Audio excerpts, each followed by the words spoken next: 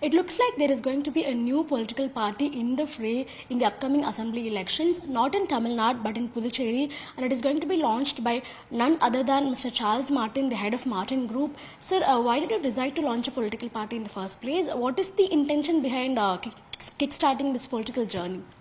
Yes, so I've been in business for quite some time. So we felt as a being in business, we feel a lot of difficulties, way of ease of doing business, and a lot of other things. So when it comes to politics, we find still the poverty is very high. People below poverty line are more, and there is a lot of growth and development that is required for Puducherry. And Puducherry, when you compare to the other states in India, the Union Territory is almost 20 years behind in a lot of issues. Recently, I've seen the issues of scam of fake drugs that's been produced, and people have drank contaminated water, and they have died. So there are so many issues, and people are in below poverty line. So I want to uplift their lives. That was the main reason for starting this political party. Sir, when is it going to be formally launched? As early as possible, because as we are heading towards election, so by next month there'll be an announcement and there'll be a big launch. So do you think the already existing political parties, that is the NR Congress or Congress DMK, whatever political party it is in Puducherry, they are not doing enough for the people, and they're not being able to provide the people what they need? Yes, exactly, because they have been here for so many years, almost more than 25, 30 years.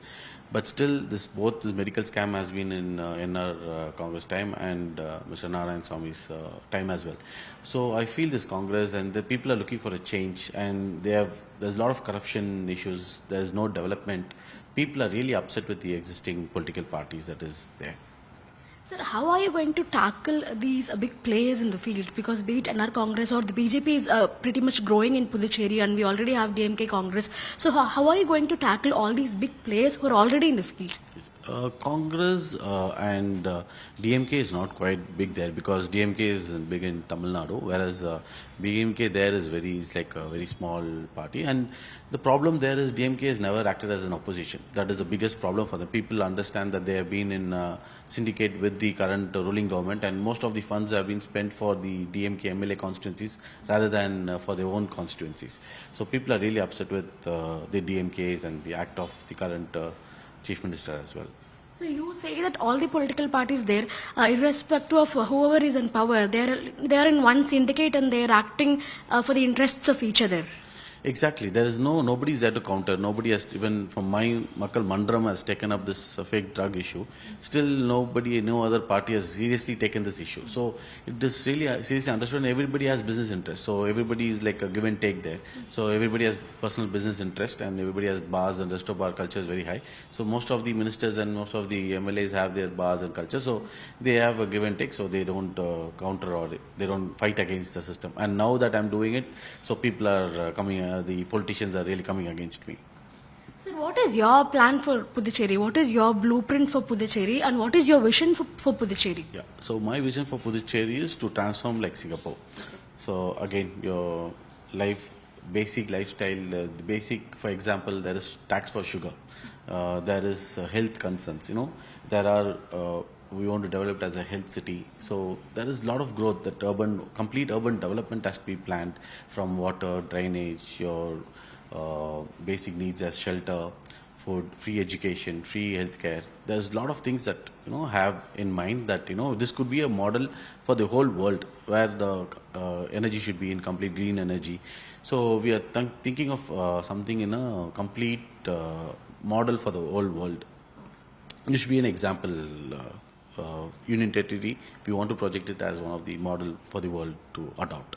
So talking about Puducherry, I think the one long pending demand from Puducherry has been statehood.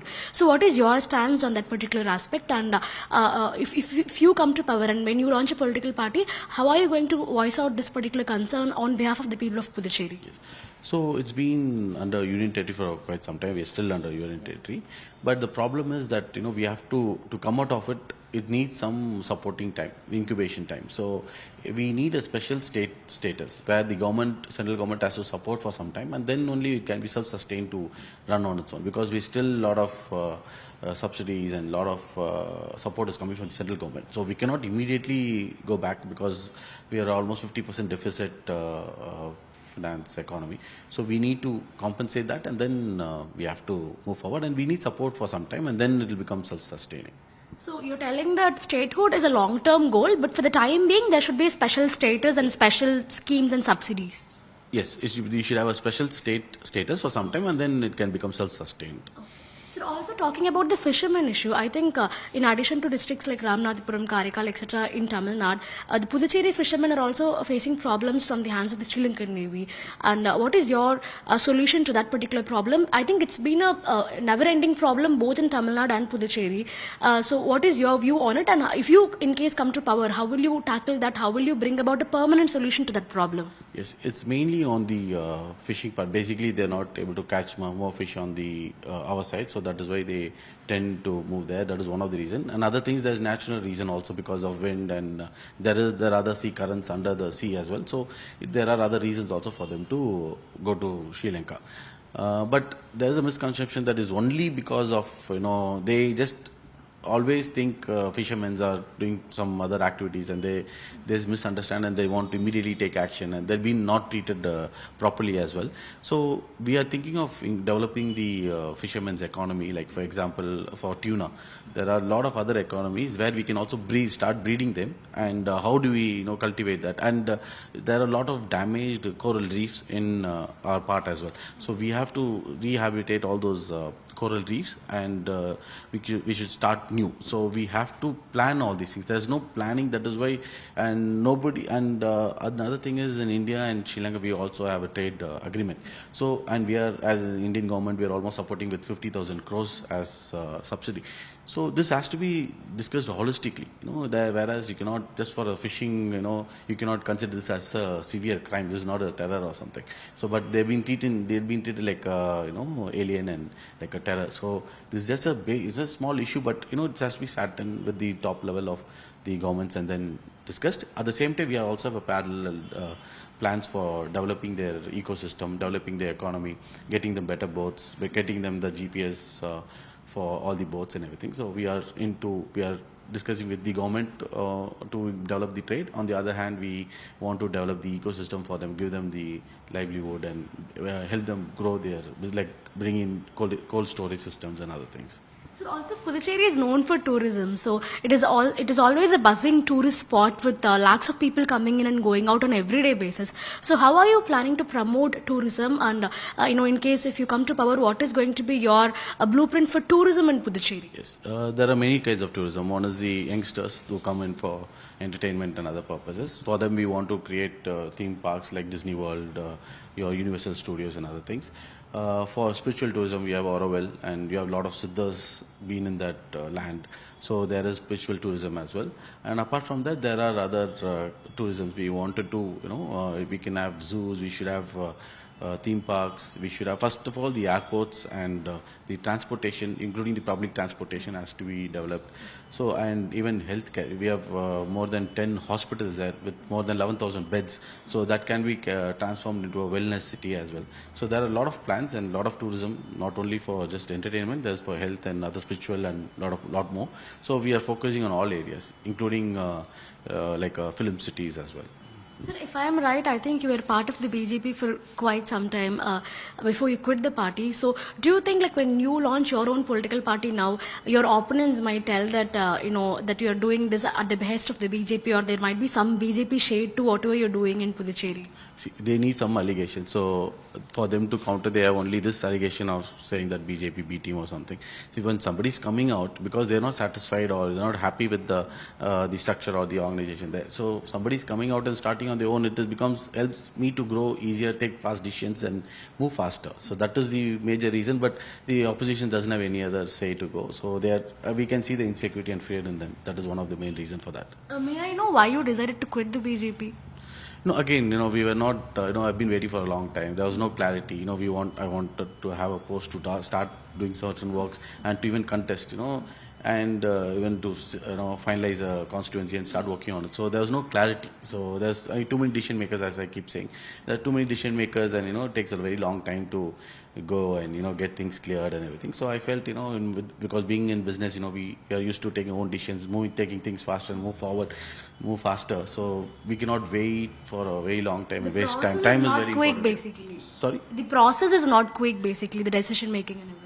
According to me, yeah, because for me, in my particular case, it was like that. I don't know what was the reason behind it, but I don't know. So I felt, and I was also not very active. At that time, past 10 years, I was in business, so I was not very active in politics as well. But now when I felt, this is the right time that I have to enter politics, then at this time when I was been working for almost 6 months, I was closely working and looking for opportunities, but it was taking very long and, it was waste of time, I felt.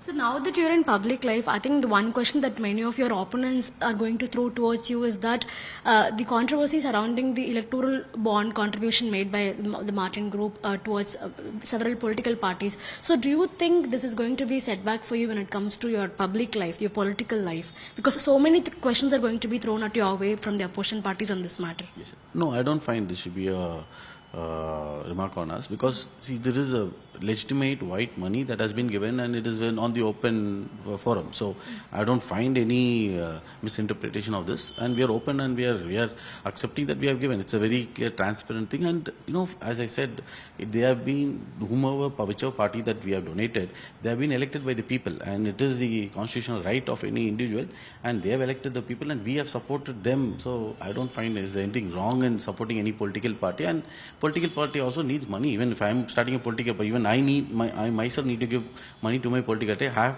As an individual, I have to donate to my party. Party will not get money from on its own. So also talking about the elections, the impending assembly elections in Puducherry. So can we see you going solo, or are you planning to go into alliance with any other already existing political parties? What is the plan that you have in your mind? My plan is not to go with the existing already who has been here for a very long time, because they will have a corruption history. They have a lot of other history, ideological history. So I don't want to take any side on those, and I don't want to carry any baggage of others. But I am open to new parties like like TVK or somebody who's new, who doesn't have a political baggage and who's something new.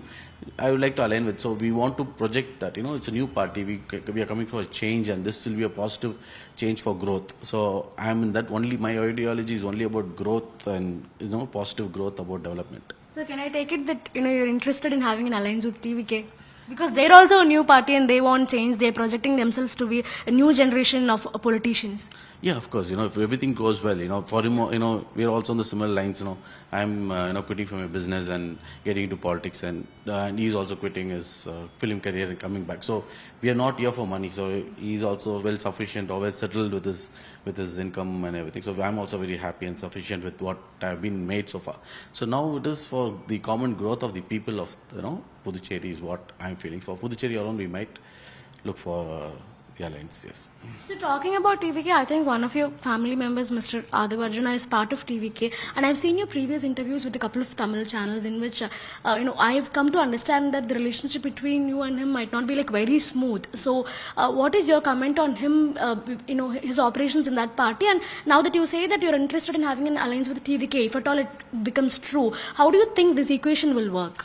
His relationship not only with me, with anybody is not smooth. He will have a rough relationship with everybody.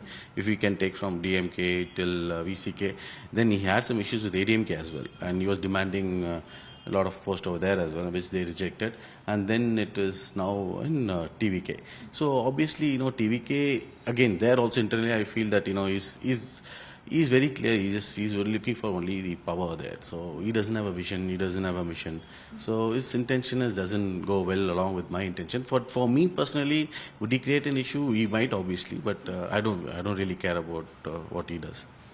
So final question before we like to go. You said that you're quitting your business to enter politics to serve the people. So how would you describe your journey in business so far? I think it must have been 2.5 decades of a journey in the business arena. So how would you describe your business journey, and what was the reason that you decided to quit business to enter politics? Because I think it's a big life-changing decision, right?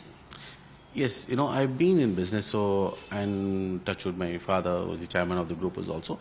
we as a family business, we have earned enough. So there is a time, you have to do back to the society. It is like not just the family or the individual who has to grow.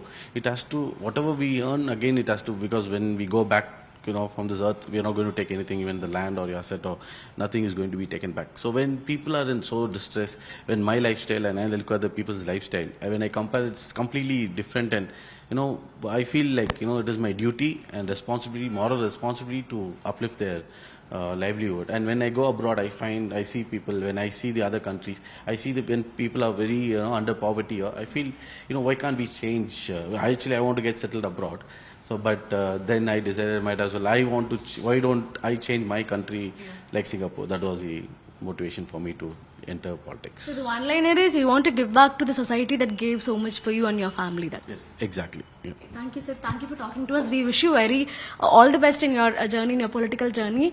So we'll definitely come and cover the launch of your political party in Puducherry very soon. That is Charles Martin, the head of Martin Group, telling us that he has quit his business to enter politics, and his motto is to give back to the society that gave him and his family so much. And he has a vision for Puducherry. Whenever we talk about statehood or the fisherman issue or the basic amenities, he definitely clearly has a mission in his mind. And let's wait and see how the political discourse unfolds during the assembly elections. But for the time being, he is very soon going to launch his political party in Puducherry, and the contest in 2026 in Puducherry is going to be much more interesting with the newcomers.